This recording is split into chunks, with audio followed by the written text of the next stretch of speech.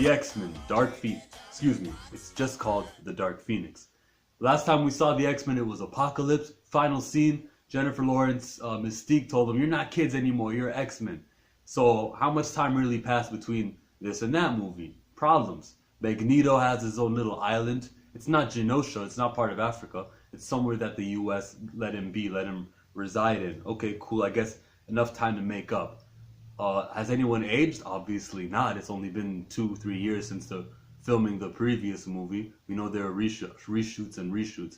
Did Scott and Jean ever blossom their love into anything special? You know, it would mean a whole lot in scenes that they have together if we would have saw them love each other. But in Apocalypse, all we saw was, "Hey, Scott, whoa, how did you know my name? How did you know? I'm psychic." Yeah, there was no romance in this film either. And so it didn't mean nothing when Scott told Magneto, "You better F off." When they were like, "Yo, Jean's going crazy at her house. Scott, you go." It's like, what does that mean to me? I didn't see any. I don't think they even kissed. I doubt they kissed. I think they didn't even kiss. All she did was she kind of put her hands on him and he fell into the floor. She didn't even put him on the bed and set him down and then do the trick. She shows how much she cares. There was no love between the two of them. And it's called Dark Phoenix. But this movie felt like, Mystique, Magneto, Professor X, the actors who portray them, they had something in their contract where they needed to be in it. You could have done this without Magneto.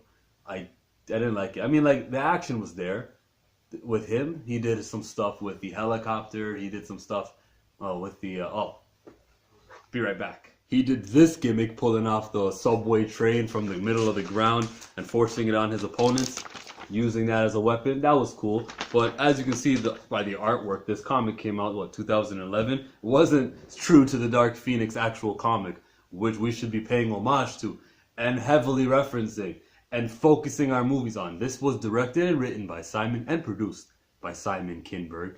And there lies the mistake. This is a movie fan, a movie thinker, not a comic book fan the same way someone like the Marvel head, Kevin Feige, is.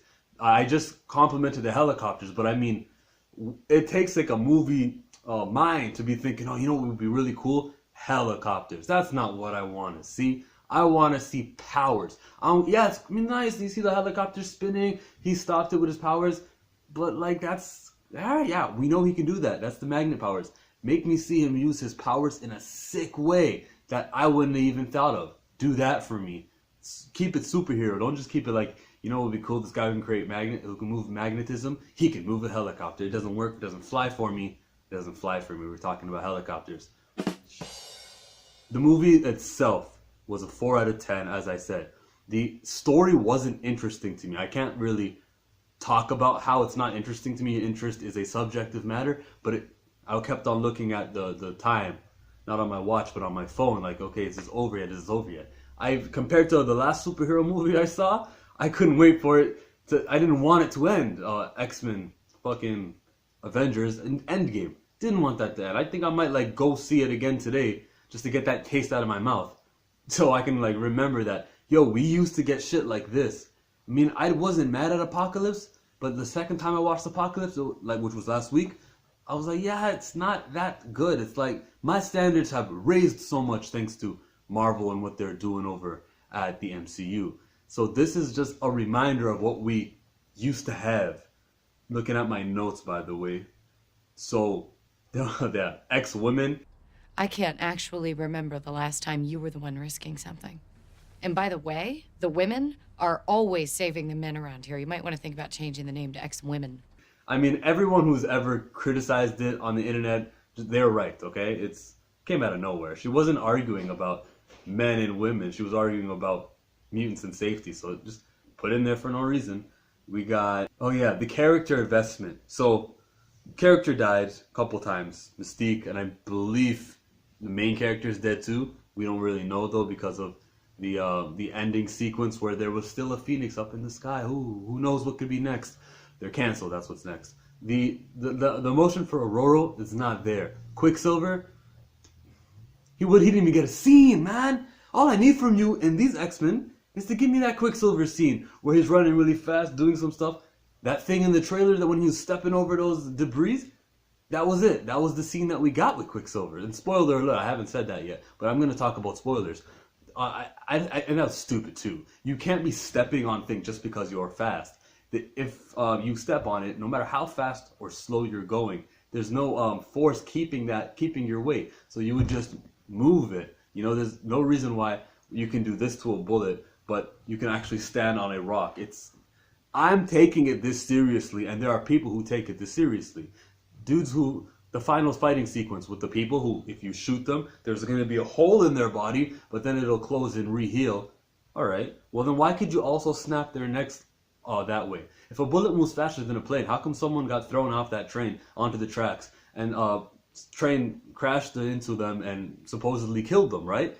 These powers were inconsistent. The healing efforts from these villains worked sometimes, didn't work other times. Like when Beast would slash somebody, which by the way, when Beast kind of went berserk at that scene, I did enjoy that. There were parts I enjoyed. I thought it was cool, especially when the bad guys were all locked up, the good guys were all locked up. The soldier had to make the decision. Oh, okay, I'm just gonna free all the mutants, and he frees them, and then they finally like come from side to side, and they're all there. Yeah, that was cool.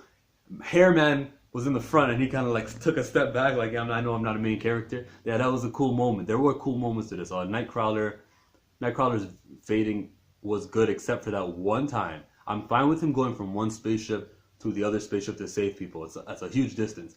But to go from Westchester, the school, all the way to New York City, upstate New York to there, that's too far away. I don't think I know Nightcrawler in any comic I've read has been able to teleport that fast. They have to, and this is just comic stuff. I know, you know, this is the movies, and it doesn't have to be exactly the same. But I mean, it should be, because that's what I'm basing my thoughts off of. And we're not really respecting the comics if we do something that much. We're not respecting their power set. There's a reason why he can't teleport far from this point on to that point on, because comic book writers know that one day they'll have to write themselves. They will have written themselves into a corner, so his powers are only a little bit cool. And the purple mist in the comic book, whenever he teleports, in this movie it was blue. It's not hard to make it purple. There were nothing in the background that was purple ever that you could be like, okay, it was easier. You know, in the Star Wars Return of the Jedi, they went with a green lightsaber because the background had a blue sky, so that's why they changed that. So in this sequence, there wasn't like, there was too much purple in the background. We had to make his dust blue. It doesn't fly with me. Like, let's respect our comic book iterations. I will keep this review this short because it's really, like, I give it the Demi Lovato. What's the Demi Lovato? I really don't care about the Foxmen. Thank you for watching this channel. I appreciate you, unless you live in the Golden State Tri-City area. Then Raps in 5. Right there. Yeah, the glasses, there you go. All right. Yeah.